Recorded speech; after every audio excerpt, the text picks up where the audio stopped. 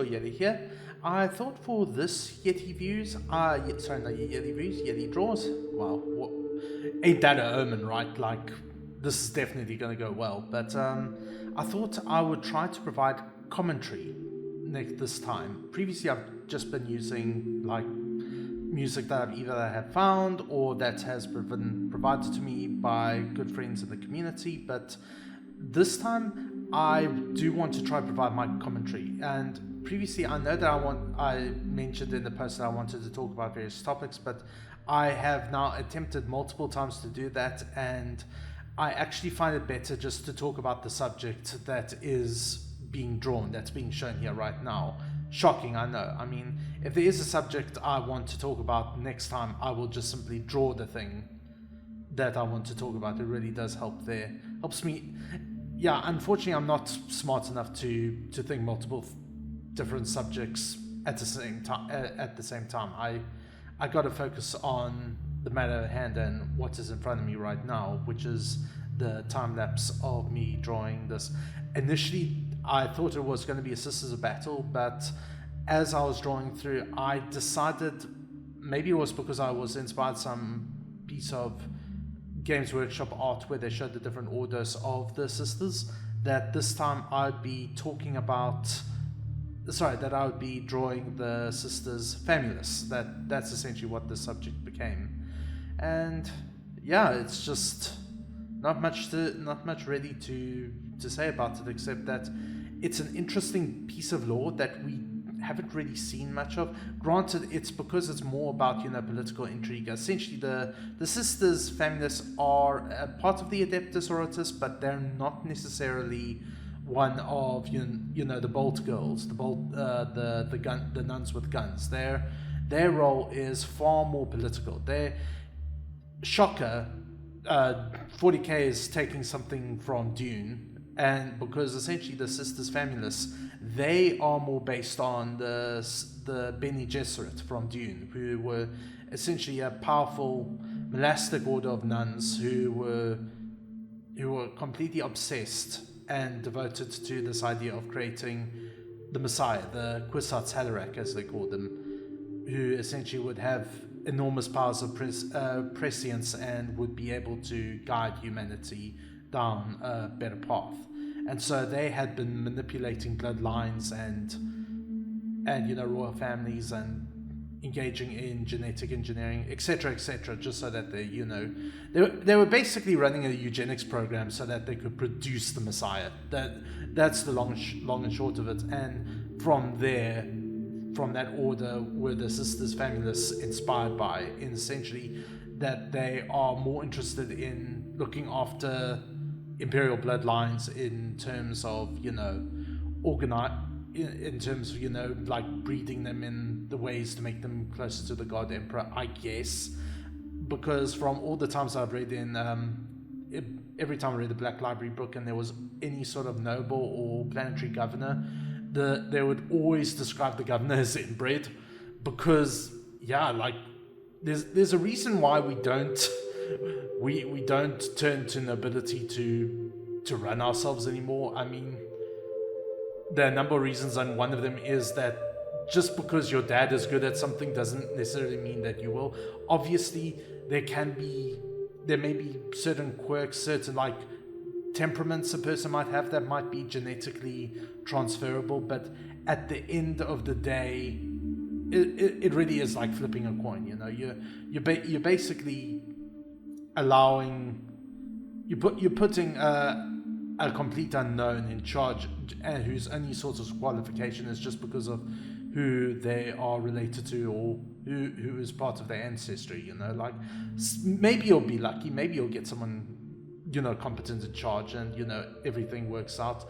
But other times you could just get a Caligula situation where you've got this brat who has been given everything and is now just destroying everything because, hey, he's in charge by the divine right of kings and by the will of God. He's going to make that horse a senator. He's going to. That's how it is, And what? You're going to hold a vote you're gonna complain? Like, no, get out of here, man. Like, yeah. So, oh man, I'm rambling up a storm here, but yeah, essentially that's what the long story short, that is what the sisters Famulous is that they are the ones looking after, all the bloodlines. If there are any other details, I'm not sure of them, but if there are, please leave them in the comments. I'm sure, but basically from what I gathered is that most of the time it is mostly in regards to not only bloodlines but also intrigue and just sort of guiding the Imperium's political machine in a way that benefits the Imperium as a whole, or at least the ecclesiarchy, because as a Adepta Sororitas, at the end of the day, they are still at the beck and call of the Imperial Church. So, yeah, like, I initially wanted to do a Sister Battle. I mean, I remember posting that I wanted to do like a quote-unquote sexy Sisters of Battle, and that's what I was probably going for. But the thing is that I don't know, I just decided to recontextualize it. I mean, it's also an interesting bit of 40k lore that doesn't get really seen that much because, again, it is more on the role-playing side. It's not really part of the board game and all the... It's not all the little plastic dudes fighting, and of course, anything that isn't the little plastic dudes fighting, it's always given, second billing, Gotta move that resin crack somehow, but one of the things I really do enjoy about 40k is the lore. That for me is the biggest and most important thing of it, is that it's not just a tabletop game. I mean, it could be, but I do enjoy that. But so much of the flavor, I absolutely enjoy, and that is the real appeal to me. Like Adrian, like I didn't get into 40k because of the models. I got into it because of Adrian Smith's art. And while the kind of art that he does is completely next level, like I have no hope of doing anything as good as that guy does. Like, it's still inspirational. I still want to, even if it's very like pin-up-y and, and even though it's a little bit lewd, I still want to contribute in the vision and the feel of that universe. I absolutely adore it, and it has been a huge inspiration for my own work. Even though right now I am far less like Adrian Smith and more like Ian Watson, for better or for worse. I mean, I've been doing this whole thing for so long, and I wouldn't have done it if it didn't bring me enormous amounts of joy. Beyond the tee, boobies. But no, it's actually doing the actual drawing has been such a huge pleasure for me. And for the longest time now, after dealing with so many catastrophes and crises occurring on my side of the world, it is such a salve, it's such a good thing that has enabled me to kind of like power through so much bullshit that I've had to do, especially for the last couple of years. And I'm so happy to kind of get back into it and, get all this YouTube stuff started, and also to show you guys the sort of stuff that I do and what my process is. Obviously, this is very time-lapse. Also, I'm hoping to build up my confidence in terms of providing commentary. Obviously, this is going to be a rough end. I am a bit of a perfectionist, so it takes me a very long time to kind of psych myself out and do something, properly. Like, I always have a tendency of, scrapping something that doesn't go the way that I want it to. And so, yeah, at the end of the day, I've just got to get over myself, I just got to draw. I just got to draw, and I'm just going to show it, because if all the years in which I've been drawing have taught me anything, it is that I am my biggest and also my worst critic. I am always saying and thinking things about my art that are maybe a little bit too critical, and it stops being constructive and it becomes self-destructive. It doesn't get me anywhere. It doesn't actually improve me. It doesn't improve the work that I'm producing. It just makes me miserable. And I don't think I'm the only one who goes through this sort of thing. I think all artists do on some level. It is the old joke, why do art is suffering? That's why it's called painting. So, yeah, that is that is just kind of my little bit of meditation on what I've been doing and what my thoughts are in terms of moving forward. I'll probably continue to ramble on even further in other videos, especially when I need to take a break between various commissions or Patreon goals which have been neglected. I am sorry about that. I am planning on getting back on that as soon as possible, preferably February, but unfortunately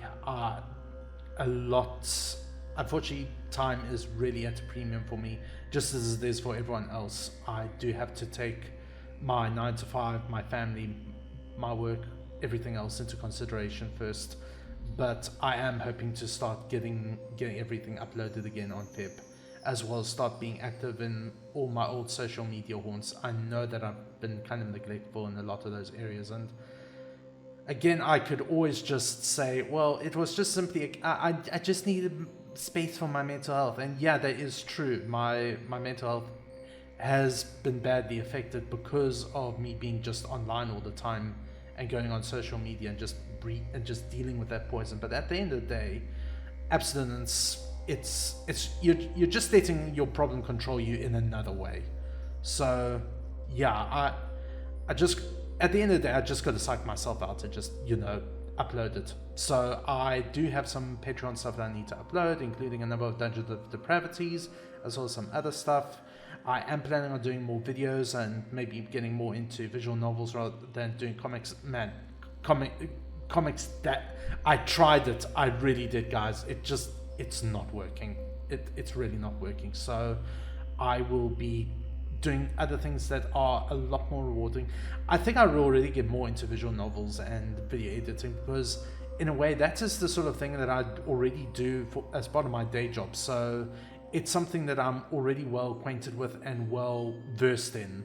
While a lot of comic art, doing comics by yourself, it's hell. Like there's a reason why most comics are multi-people projects, and it's also a reason why mangakas, the guys who make manga, they don't live very long, because essentially they almost work themselves to get dead. Yeah, I get it, Japanese work ethic and whatnot, but at the same time, even in the culture of that place, the amount of hours that manga artists and manga writers put in is just utterly insane. Like, I consider myself a very passionate guy in terms of the kind of art that I do, and even then I don't think I have the will and strength to do the shit that those guys do. It's just utterly insane. Oh well, but yeah, I do have some ideas of projects in the pipeline. My biggest and most visible project that I'm busy with right now is in regards to the proxy. I'm very happy that it's been taken on as well as it has, that people really enjoy it. I am hoping to get the third episode done soon. Should be at the end of this week, or at the very latest the following week. But yeah, obviously I will be sharing updates as to when that will be done. So yeah, that's basically what's happening. That's what's happening on my side in regards to everything right now. It's just a lot of recovery, a lot of getting back to the swing of things after a very long hiatus. I know that a lot of people have been worried about me, and I'm sorry. I really did not want people to be worried, but at the end of the day, I won't get into the nitty-gritty, but the reasons why I've been absent for a long time, it was important. And beyond just, living in a third world country and all of that, it's just, I had to look after myself at the end of the day, and I do feel an enormous amount of shame and guilt over it, but I've also got to get over it myself. I don't want to turn into Boogie, where I'm sitting all fat and alone and feeling sad and sorry for myself. Yeah, I get it. I've had it rough. Guess what? So has everyone else. So I've just got to get over it. And just by working on projects like this, I know I will be, especially since, hell, even just doing this video, just talking right now, my confidence has already boosted. I already feel a lot better. I know it sucks that I'm basically using this as therapy and I'm letting you guys kind of take the brunt of it, but hell, I'm already feeling great nearing the end of this drawing, And the following Yetidraws, I think, will be even better, especially when I start talking about things that I want to talk about. Like, I wanted to talk about the new Halo show. I wanted to talk about the second season of Lord of the Rings of Power. You know, those two piles of garbage, but I didn't feel confident enough. I do think I will be confident in the next thing. And hell, the next Yetidraws, fuck it. I'll make it all about Lord of the Rings. I'll do something Lord of the Rings. You know, maybe I'll draw Galadriel on the thong. You know, actually, no. Rings of Power has completely ruined Galadriel as a character. But I'll definitely do something Lord of the Rings when I want to talk about Lord of the Rings, and I'll definitely draw something Halo in regards to something I want to do Halo. So yeah, also very happy with the color choice that I got here. Also very happy with the sort of blush that I've added here. Makes it look all hot and sticky, you know, which makes sense. You know, I was trying to go with the idea of her being a little bit more embarrassed because, you know, that's just the way we're all, baby. Like, that's nothing else to say in regards to that. Hope you guys enjoyed. Really do like that. I have noticed some errors in regards to how I've shaded and colored, and yeah, the pose is a little bit boring as well as the particular shading. I should have been a little bit more adventurous there, but hopefully that will change. And yeah, using one of the styles of backgrounding here where I just basically do speed paints using the overlay function in terms of blending and just getting a grayscale background and then just adding color and hope that the overlay has a nice sort of adds that nice painterly effect that you often see in a lot of concept art. A little bit it all really depends on it. Like, sometimes I like to add line art to the background. Sometimes I prefer to have it in the sort of painterly style, especially when it comes to doing 40k work, where, you know, because 40k always operates on this, you know, make everything as big as possible. Using this sort of painterly style works in regards to that, because it does help, you know, convey simply the scale.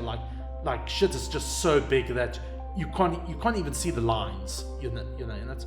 And obviously add nice shades of brown, grey, because it superficially looks like gold, but it's clearly industrial and wasteful, and, you know, that goes along well with the whole, you know, image of the Imperium decaying, you know, despite you know, the grandeur and the, as a lot of Black Library writers like to say, the Baroque majesty of it all. So yeah, anyway, that's it. Hope you enjoy this painting, and I'm glad that you are all here to listen to me ramble, and I will see you soon. Cheers.